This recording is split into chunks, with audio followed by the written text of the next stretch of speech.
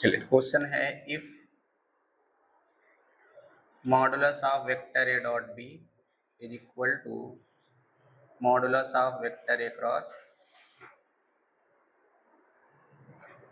then the angle between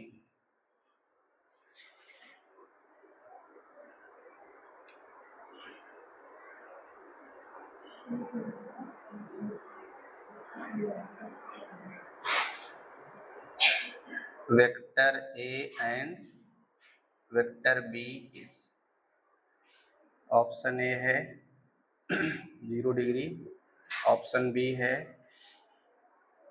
180, option C 150, option D है 45 degree.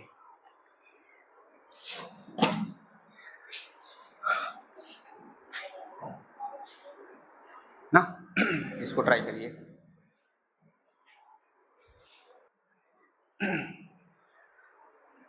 चलो इसमें क्या है, हाँ चलो अब नहीं चुकेगा, अब निकाल लोगे। चलो इसकी वैल्यू क्या आई थी, ए बी कॉस थीटा, अगर मान लो एंगल क्या है थीटा, तो अब ये क्या होगा A B sine theta N cap ना, ये क्या मिल जाएगा ए बी कॉस थीटा, ये क्या होगा A B sine theta N cap. इसकी वैल्यू कितनी हो गई, ये कैंसिल हो जाएगा, कॉस थीटा बराबर साइन थीटा, तो वैल्यू क्या देगा टेन थीटा बराबर 1, थीटा बराबर पाई बाई 4 ना।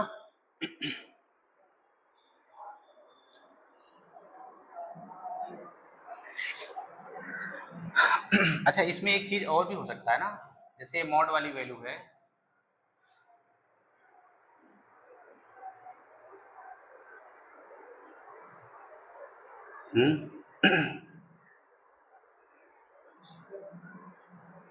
अगर ये मॉड वैल्यू है प्लस माइनस लगा सकते हैं ना, चाहे इधर लगा दो चाहे इधर लगा दो, ऐसे भी तो मिल जाएंगे, है कि नहीं। जैसे मॉड है ये दो वैल्यू नहीं देगा, है ना, जब दो वैल्यू देगा इसकी और क्या वैल्यू मिल जाएगी 135 3 पाई बाई 4 ना, अगर दोनों दिया है तो दोनों सही होगा, अन्यथा ना तो 45।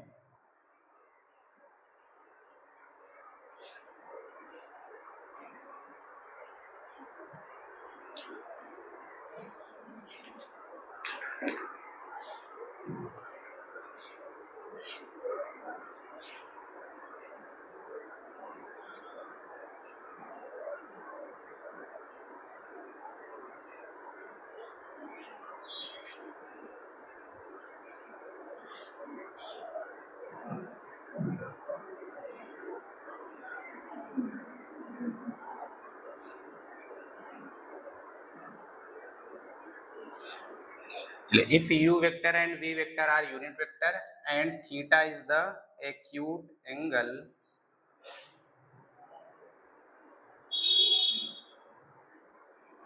between them, then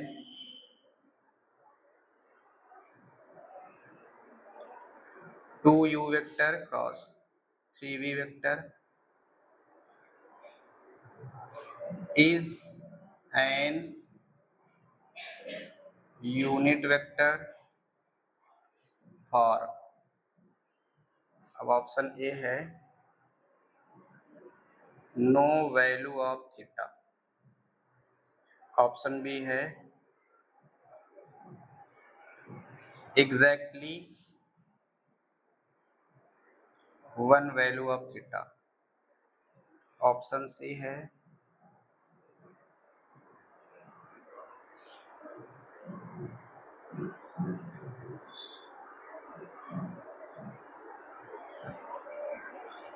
exactly two value of theta, option D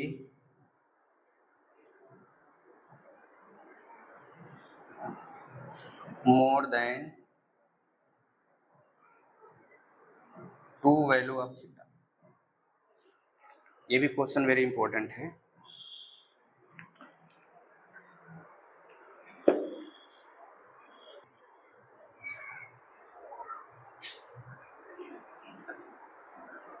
यहाँ जैसे ये वाली जो मॉड है ना, ये दो वाली, क्योंकि इसमें देखो वेक्टर नहीं है ना, देखो यहाँ वेक्टर नहीं है, ठीक है, लेकिन यहाँ पे क्या आया है, वेक्टर आया है, इसलिए जब हम लोग इसको लगाएंगे ये कांस्टेंट की तरह काम करेगा ना, कांस्टेंट की तरह। तो हम लोग क्या करेंगे, इसको बाहर करेंगे, मॉड इसमें लगाएंगे, इसमें इसकी वैल्यू क्या होगी 1, तो साइन थीटा मिलेगा। लेकिन ये क्या है, एक कांस्टेंट है, उसका अगर मॉड लगाएंगे तो 2 वैल्यू देगा, क्योंकि थीटा क्या करता है जो थीटा है वो ए बी का बीच एंगल है ना, अधिक कोण बना सकता है और न्यून कोण। तो यहाँ से क्या पता चल रहा है कि न्यून कोण या अधिक कोण पॉसिबल है।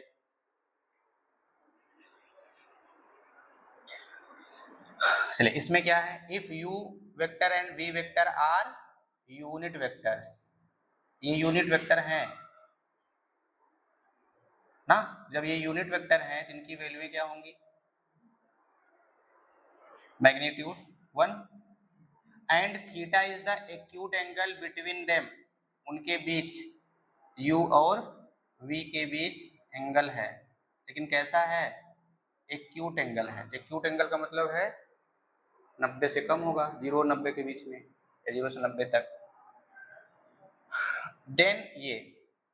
Then 2u vector cross 3v vector is an unit vector, एक यूनिट वेक्टर है फॉर थीटा की कितनी वैल्यू होंगी, नो वैल्यू ऑफ थीटा करे, ऐसी थीटा कोई वैल्यू है ही नहीं जिसके लिए ये क्या दे दे, यूनिट वेक्टर दे दे। यूनिट वेक्टर मतलब इसका परिमाण 1 आएगा, एग्जैक्टली 1 वैल्यू ऑफ थीटा। कह रहा है कि आपको थीटा की एक वैल्यू मिलेगी जिसके लिए यह क्या देगा, यूनिट वेक्टर देगा, यूनिट वेक्टर बनाएगा, अर्थात इसका मैग्नीट्यूड बनाएगा। फिर कह रहा है एग्जैक्टली 2 वैल्यू ऑफ थीटा, कह रहा है ठीक ठीक 2 वैल्यू होंगे थीटा के, जिससे इसकी वैल्यू क्या आएगी, एक यूनिट वेक्टर बताएगी ना। और फिर कह रहा है मोर देन 2 वैल्यू, यानी 2 से अधिक। एग्जैक्टली का मतलब क्या है कि ठीक उससे ज्यादा नहीं मिलेगा आपको ना। तो अब यहां से क्या करेंगे, एंगल बिटवीन ये, अच्छा एंगल दिया हुआ है तो हम लोग ये लगा सकते हैं, vector u cross v is equal ना, तो क्या मिल जाएगा, mod of vector u mod of vector v sine theta, अच्छा लोग कैप लगा देते हैं ना, हम लोग बाय डेफिनेशन जो जानते हैं उसके अकॉर्डिंग, सही है ना, ये हो जाएगा n कैप। तो ये वैल्यू क्या है 1, ये 1, ये क्या हो गया साइन थीटा n कैप, ये आपको मिल गया साइन थीटा n कैप। अब आगे कैसे करना है ये बताएगा। तो कह रहा है कि इसकी जो वैल्यू है ना, ये जो है वह यूनिट वेक्टर है। अब यूनिट वेक्टर में हम लोग क्या जानते हैं कि इसका मापांक 1 होगा ना, तो कह रहा है कि वो थीटा की वैल्यू क्या है, तो हम लोग क्या करें इसका मापांक 1 कर दें और थीटा खोज लाएं, है ना। तो mod of 2u vector cross, इसकी वैल्यू कितनी 1 हो जाएगी, क्योंकि दे रखा है ना, क्या लिखिएगा सेंस, क्योंकि इसने यहाँ बोल दिया है। अब इसको क्या लिखेंगे, 2 इन 2 3 6, प्रॉपर्टी लगाइए, u क्रॉस v लिख सकते हैं ना। अब ये क्या है, मॉडुलस है, तो क्या है 6 पॉजिटिव है, मॉड लगाओ चाहे मत लगाओ, चलो अच्छा ऐसे कर दो।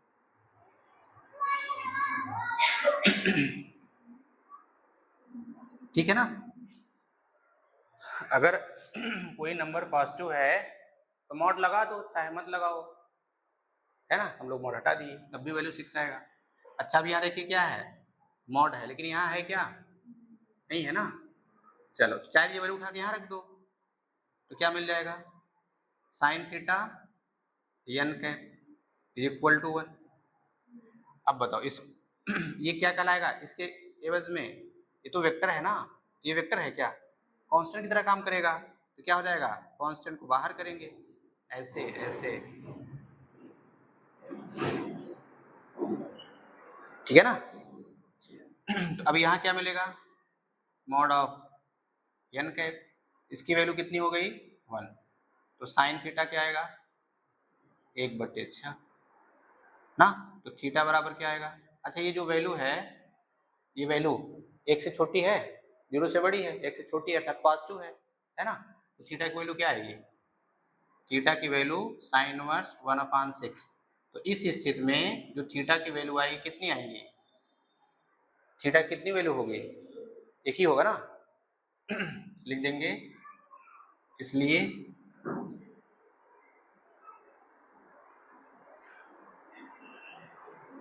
एग्जैक्टली ना, एग्जैक्टली 1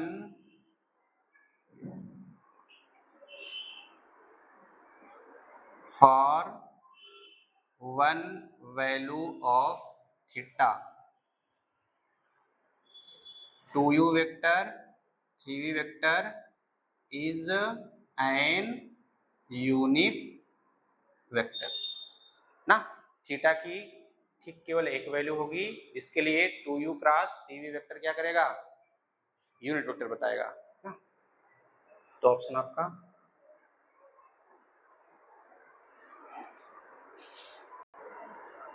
अब इसमें कोई दिक्कत नहीं किसी को इसमें जो दिया था वो यहाँ से दोनों वेक्टर कैसे हैं, यूनिट वेक्टर, और इन वेक्टरों के बीच का एंगल क्या है, थीटा है। हम लोग डायग्राम ऐसे बना लिए ना। और यहाँ से जो दिया हुआ है इससे पता चल रहा है कि हम लोग क्या करें, इन दोनों पर परपेंडिकुलर एक यूनिट वेक्टर ले लें ना।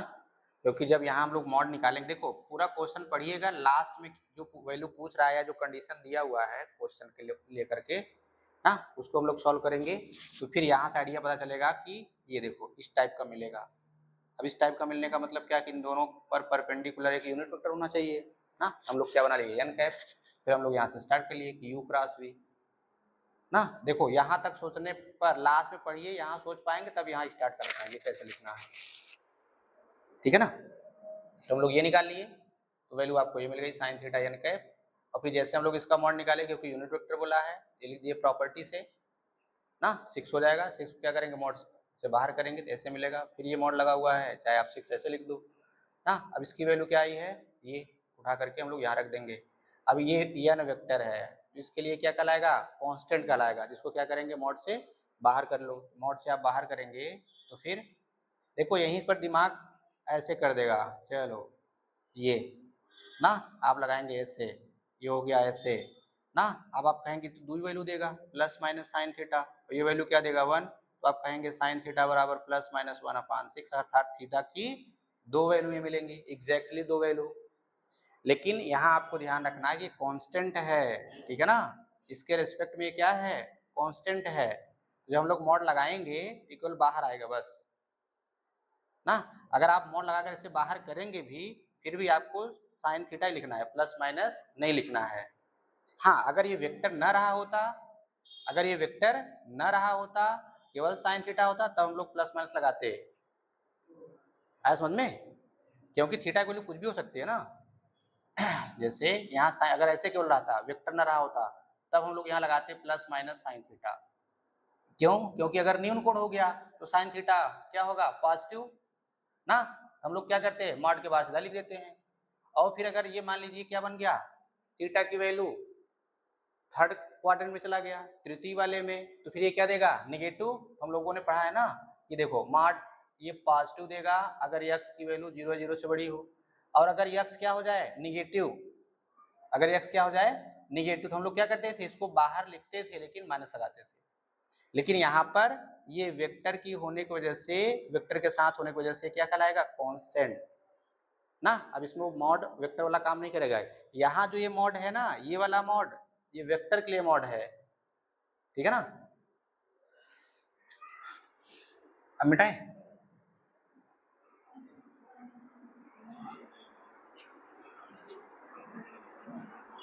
और फिर यहाँ जब हम लोग हटाएंगे तो साइन थीटा ही मिलेगा। तो फिर एन कैप की वैल्यू 1 होगी, साइन थीटा की वैल्यू निकाल लीजिए। तो यहाँ से आपको थीटा की एक ही वैल्यू मिलेगी, क्योंकि ये क्या दे रहा है, पॉजिटिव। चलिए अब है ज्योमेट्रिकल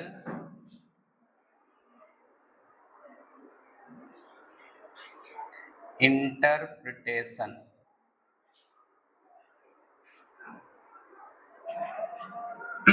ऑफ वेक्टर प्रोडक्ट।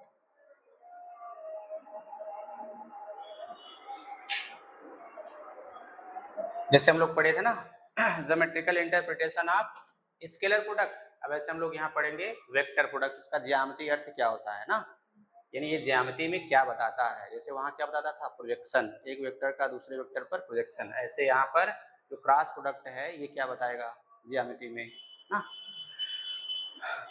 चलिए तो दो वेक्टर ले लेते हैं ए और B.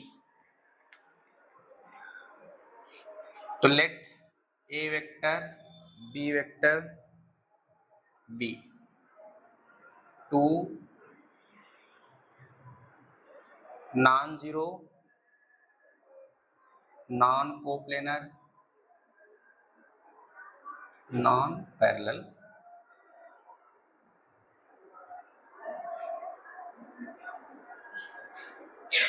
vectors respectively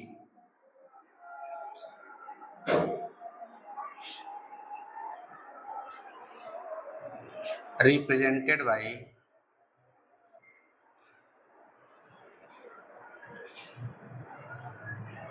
OA vector and OB vector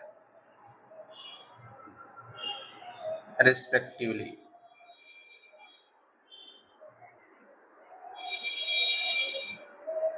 And let theta be the angle between them.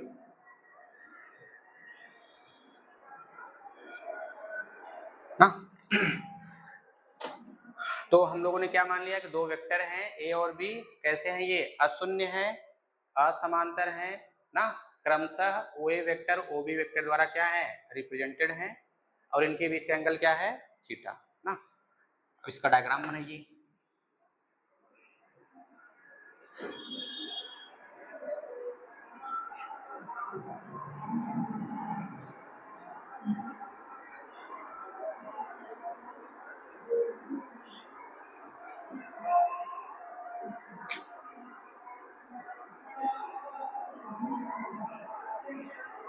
ये हो गया वेक्टर ए,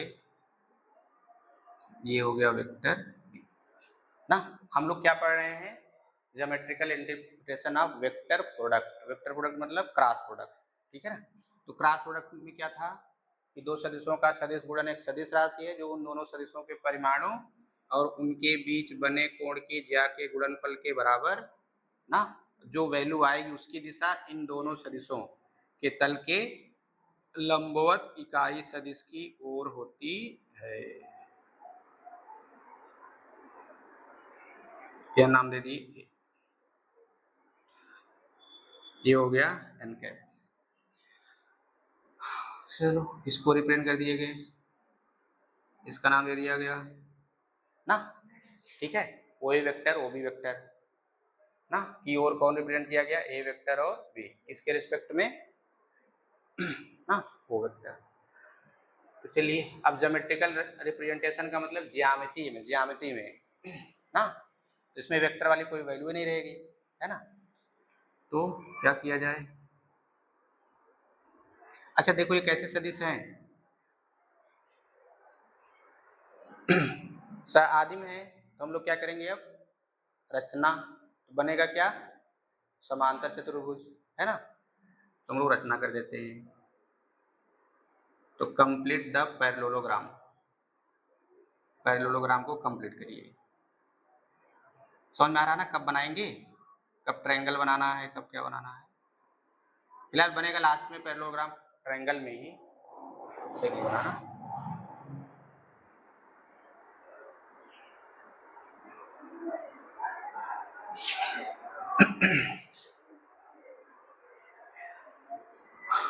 चलिए 9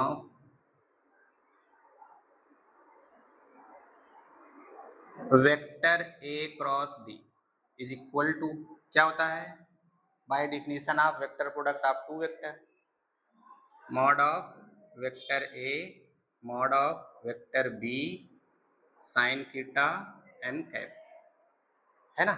इसको क्या ले सकते हैं,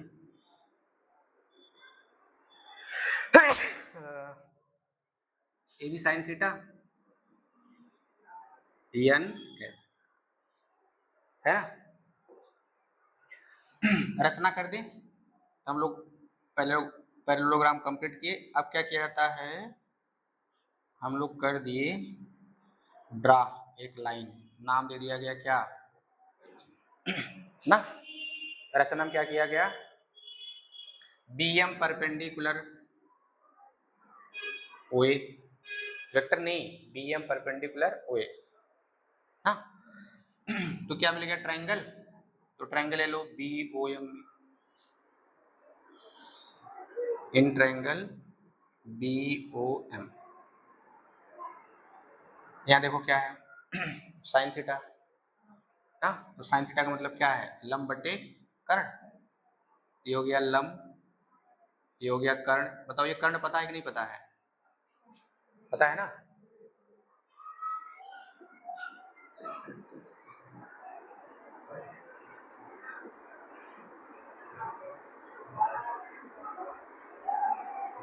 इन सब का परिमाण भी हम लोग ले सकते हैं ना, तो क्या मिल जाएगा, मॉड ऑफ OA वेक्टर बराबर A एंड OB वेक्टर बराबर B, अर्थात OB बराबर B, OA बराबर A, है ना। तो साइन थीटा बराबर, ये हम लोग लंब खींचे हैं, ये पता है नहीं पता है, हम लोग अब सब निकाल सकते हैं कि नहीं, OM और BM, बस पता क्या है यहाँ पे, अभी मत कर देना, ये पूरा A वेक्टर है तो ये भी A होगा, लेंथ है लेंथ, ये पूरा A होगा, ये नहीं होगा ना, हम लोग ये निकाल सकते हैं कि नहीं। अच्छा ये पूरा कितना होगा, B होगा, अगर ये पता हो, एक एंगल पता, अगर किसी त्रिभुज में एक कोण पता हो और एक एंगल पता हो, वह त्रिभुज समकोण हो, तो हम लोग बाकी सब निकाल सकते हैं ना। चलिए अब इसको निकालिए, BM, जरूरत पड़ेगा तो OM भी निकालेंगे, तो हमको BM निकालना है और ये पता है OB, तो क्या लगाते हैं, ये लंब हो गया, ये कर्ण हो गया ना, तो BM बट्टे OB, तो BM बराबर क्या होगा, OB साइन थीटा, सही है ना। अच्छा तो OB क्या हो गया, OB, अच्छा OB क्या हो गया, B साइन थीटा। अब इसको एक बना दें ना, अब ये वैल्यू हम लोग क्या ले सकते हैं, फ्रॉम 1 vector A cross B is equal to, हम लोग क्या लिख दें, A B sine theta n cap, लिख सकते हैं ना। अच्छा ये वैल्यू किसके बराबर है, ये वैल्यू किसके बराबर है, BM के, A किसके बराबर है, OA ना, ए जो बराबर है OA को होगा कि नहीं, अरे ये वाला नहीं है ना, ये पूरा है, ठीक है। ये हो गया आपका OA, और ये क्या ऐसे गुणा कर दें, तो सिंपल गुणा है, ठीक है ना, और ये क्या है, BM है, इसको ऐसे लिख दे चलेगा क्या ना। तो फिर वेक्टर A क्रॉस B का मतलब क्या हुआ, OA क्या है, इस पैरेललोग्राम का बेस है ना, इस समांतर चतुर्भुज क्या है, आधार ही तो है, BM क्या है, लंब है ना। तो क्या हो गया, आधार गुणे ऊंचाई का गुणनफल, जो समांतर चतुर्भुज क्षेत्रफल होता है वो क्या होता है, आधार गुणे ऊंचाई ना, समांतर चतुर्भुज का क्षेत्रफल अगर हाफ कर दें तब तो त्रिभुज क्षेत्रफल 1/2 आधार गुणे ऊंचाई हो गया, है ना। तो हम लोग यहाँ क्या लिखेंगे, एरिया ऑफ पैरेललोग्राम, क्या लिखेंगे, OACB, OACB is equal two into n cap ना। इसका मतलब क्या हुआ, ये जो कार्टेशियन प्रोडक्ट हो, सॉरी वेक्टर प्रोडक्ट है, तो वेक्टर प्रोडक्ट का ज्योमेट्रिकल मीनिंग क्या है कि जिसका जो एरिया आया ना, जो एरिया आया वो पैरेललोग्राम के एरिया के बराबर है ना। अच्छा ये क्या है, वेक्टर है, देखो ये क्या आएगा, न्यूमेरिकली वैल्यू देगा, और यहाँ क्या लगा है, n कैप, अर्थात जो इसकी एरिया आई वो कैसी है, एक वेक्टर वैल्यू है ना, एरिया इज वेक्टर वैल्यूड, है कि नहीं?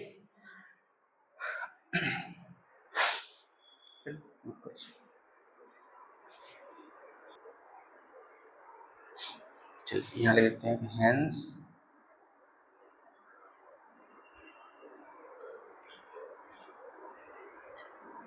Vector A cross B represents the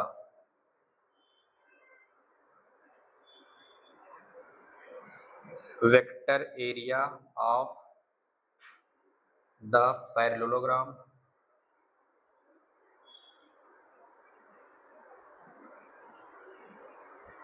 having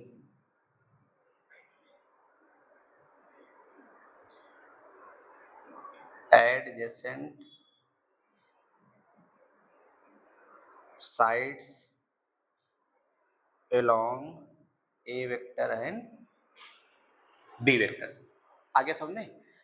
यानी जो वेक्टर प्रोडक्ट का ज्योमेट्रिकल इंटरप्रिटेशन है वो क्या कहता है कि जो ए क्रॉस बी है ना वो कोई अलग नहीं है, वो क्या है? Vector area A cross B represent the vector area of the parallelogram ना, having adjacent side along the vector A and B ना, जिसकी संलग्न भुजाएं कैसी हैं? ए और बी उनके एरिया के इक्वल, यानी ए क्रॉस बी पैरेललोग्राम के एरिया को व्यक्त करता है जो वेक्टर के फॉर्म में होता है। देखिए ये एरिया है लेकिन एन कैप होने की वजह से क्या होगा? और एक चीज और ये क्या है, इन दोनों जो एक एरिया वाला प्लेन मिला ना उसके परपेंडिकुलर है ना N cap.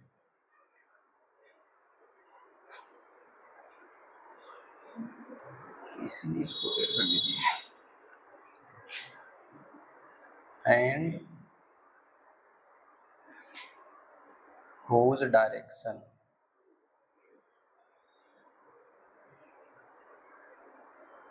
n cap is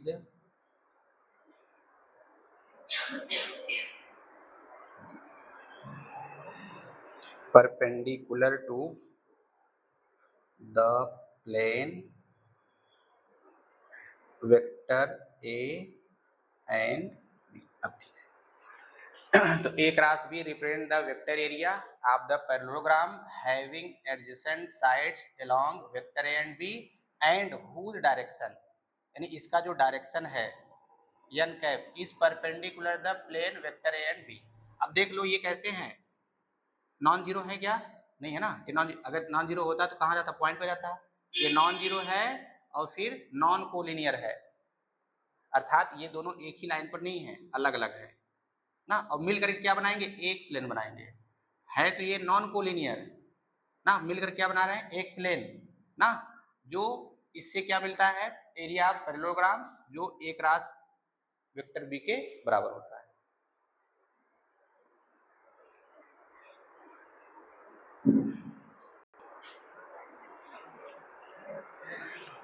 तो vector A cross B vector area represent करता है parallelogram having adjacent side along vector A and B and whose direction n cap is perpendicular to plane vector A and B ना। लेकिन अगर इसका mod ले लिया जाए तब क्या होगा?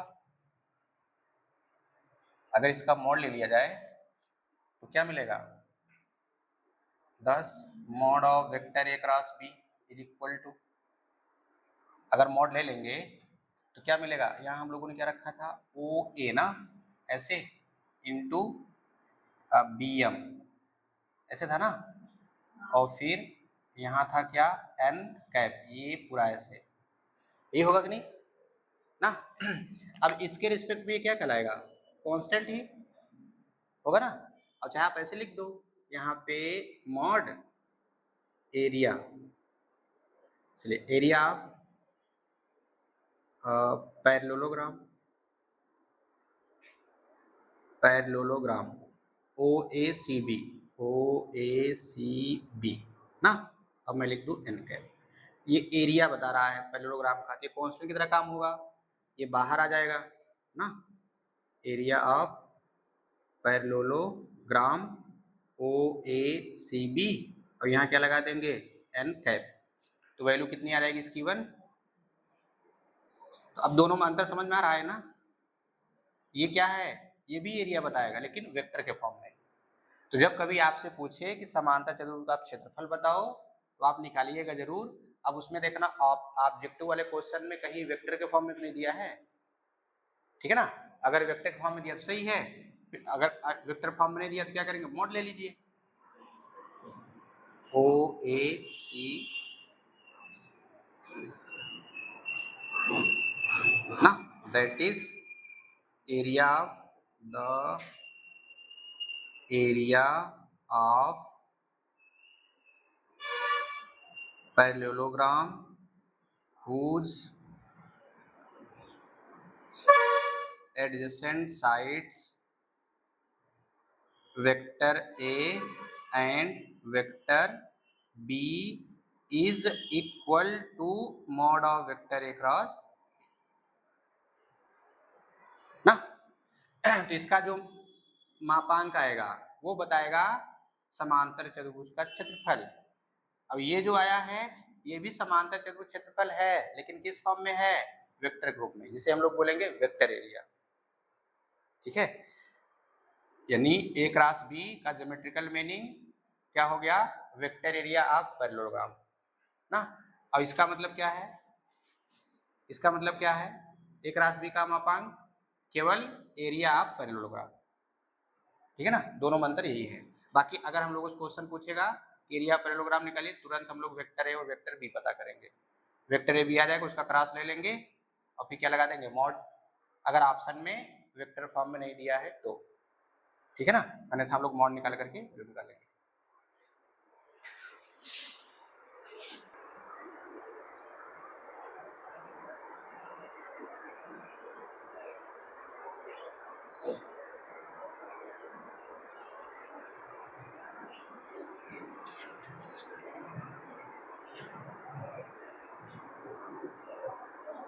Area of triangle OAB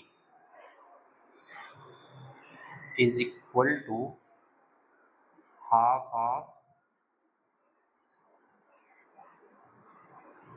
area of parallelogram OACB। हाँ हम लोग रचना कर देंगे, ऐसे मिलेगा।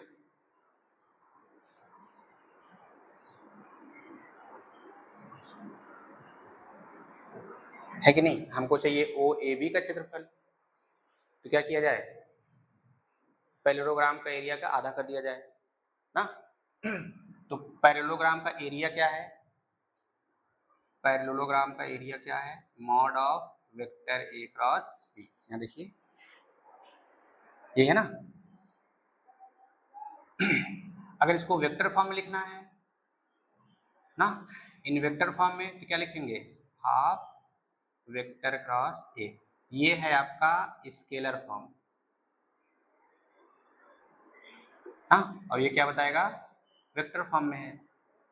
किसका एरिया, ये समांतर चतुर्भुज का क्षेत्रफल वेक्टर के फॉर्म में है और ये त्रिभुज का क्षेत्रफल वेक्टर के फॉर्म में है ना। अब ये डिपेंड करेगा कि ऑप्शन पर कि उसमें कैसा दिया, स्केलर के रूप में दिया है कि वेक्टर के रूप में दिया है।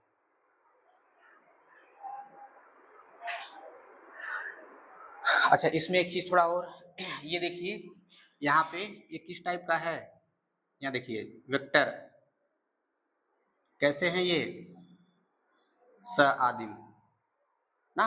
अगर इसको और बनाना चाहें इस वाले को तो हम लोग ऐसे ले सकते हैं, half O A vector cross O B vector, बना सकते हैं कि नहीं।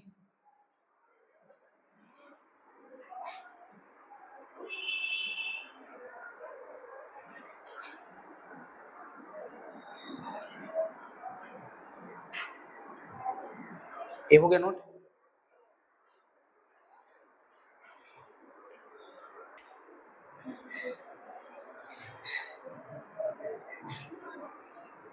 तो संलग्न भुजाएं होनी चाहिए, अगर समांतर चतुर्भुज क्षेत्रफल निकालना है तो भुजा कैसी हो, संलग्न हो, ऐसे ऐसे लगा हो।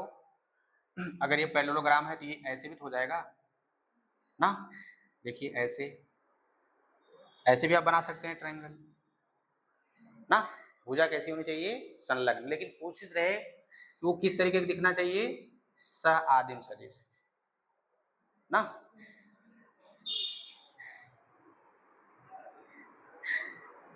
मिटाएं, लिखना है चलो नोट करके लिखिएगा इसमें। If A B and C are the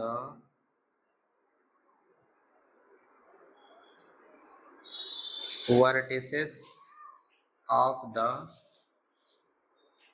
triangle ABC, then the area of triangle ABC is equal to ना। डायग्राम मिटाए,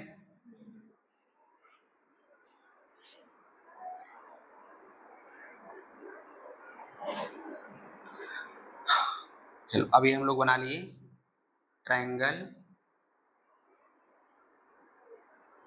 ए बी सी। अब ये निकालिए, अभी जो हम लोग यहाँ पर निकाले ना geometrical interpretation of vector product से, वहां से जो ए क्रॉस बी आया वो क्या बता रहा था, एरिया ऑफ पैरेललोग्राम ना। उस स्थिति में वेक्टर है और वेक्टर भी कैसे थे, सह आदिम थे ना। इसका मतलब जब कभी भी हम लोगों से एरिया पूछेगा ट्रायंगल का, तुरंत हम लोग क्या करेंगे, सह आदिम सदिश बनाएंगे, ठीक है ना। ये देखो ऐसे बना सकते हैं कि नहीं। अब कोई कहेगा नहीं हम तो ऐसे बनाएंगे, कोई कहेगा ना हम ऐसे बनाएंगे, हाँ समझिए कि नहीं। तो इनमें से आप कोई भी ले लो जो मर्जी करे। तो कितनी पॉसिबिलिटी है, 1 2 3 ना। ये सब आइडिया कहाँ से आया, यहाँ से, जहाँ से हम लोग अभी ज्योमेट्रिकल मीनिंग एक रास भी का पढ़े। कैसा होना चाहिए, स आदिम। बाकी आप चाहे जैसे निकालो कोई दिक्कत नहीं है। निगेटिव में आएगा तो हम लोग क्या बोल देंगे, एरिया निगेटिव नहीं होती है, लेकिन जो एग्जैक्ट है वो ऐसे होना चाहिए, सह आदिम सदिश ना। तो इस स्थिति में इस त्रिभुज एबीसी का क्षेत्रफल क्या बनेगा, हाफ। अब देखो अगर वेक्टर में लगाएं, वेक्टर में लाएंगे तो मॉड नहीं लगाना है, तो सीधा क्या लिखेंगे, A B cross A C, A B vector cross A C vector, अगर वेक्टर में आपको लाना है तब, अन्यथा आप ऐसे लगाइए ना। आर, ये त्रिभुज क्षेत्रफल हो गया, आर क्या होगा, हाफ।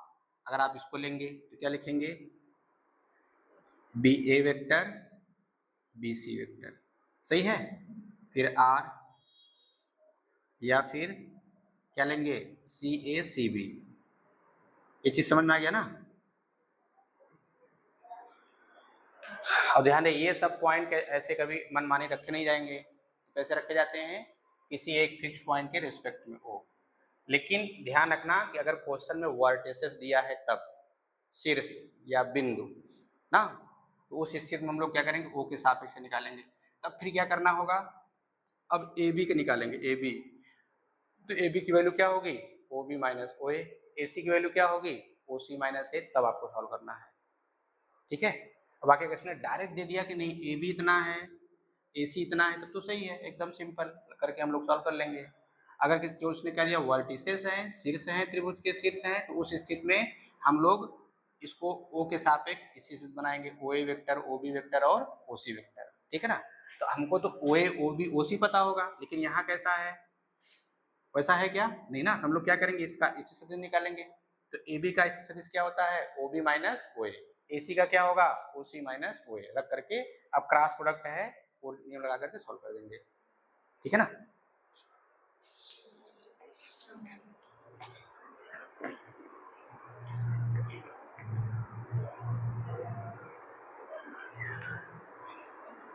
इसे मिटाएं यहाँ वाला, चलिए इस पर एक क्वेश्चन निकल लेते हैं।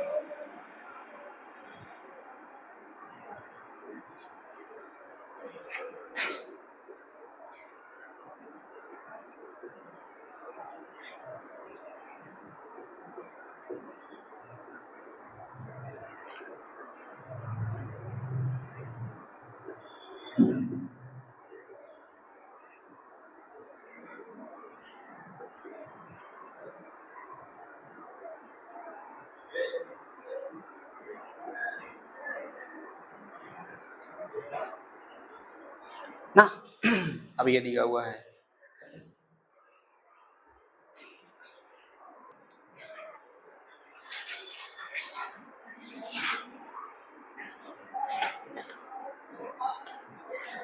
तो पहले क्या करेंगे, ट्रायंगल बनाइए ना। अगर लिखना चाहो तो आप लिख सकते हैं कि if vector A B C are the position vector स्थित सदिश of the vertices A B C, किसके, ट्रायंगल के ना। करने का मतलब ये ऐसे हम लोग यहाँ बना लिए त्रिभुज ए बी सी। तो ए का पोजीशन वेक्टर ये, बी का क्या है, वेक्टर बी, सी का क्या है, वेक्टर सी, है ना। चलिए पहले इधर देख लो लगाइएगा। अब यहाँ से इनको कैसे बोला है, पोजीशन वेक्टर। हम लोग पोजीशन वेक्टर किसी एक फिक्स पॉइंट के रिस्पेक्ट में निकालते हैं, तो नाम क्या दे दिए, वो कहीं भी दे देना जहाँ मर्जी करे। अब यहाँ से है ना, और ये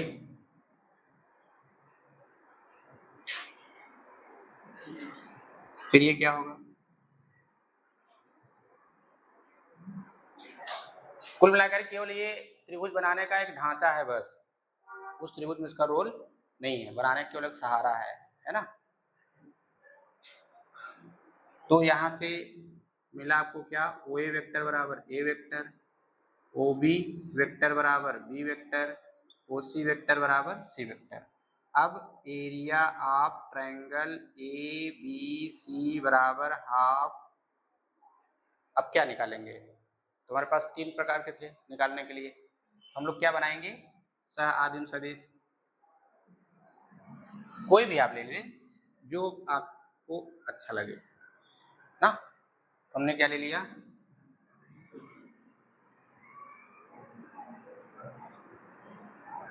ठीक है। तो अब तो ये भी तो पता नहीं है, पता है क्या, नहीं ना। तो यहाँ पर ए बी सी स्थित सदिश होने की वजह से हमको ए बी का भी स्थित सदिश निकालना पड़ेगा।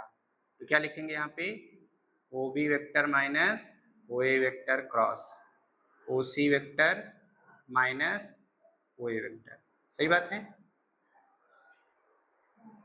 ना। अब ओ बी की वैल्यू क्या है,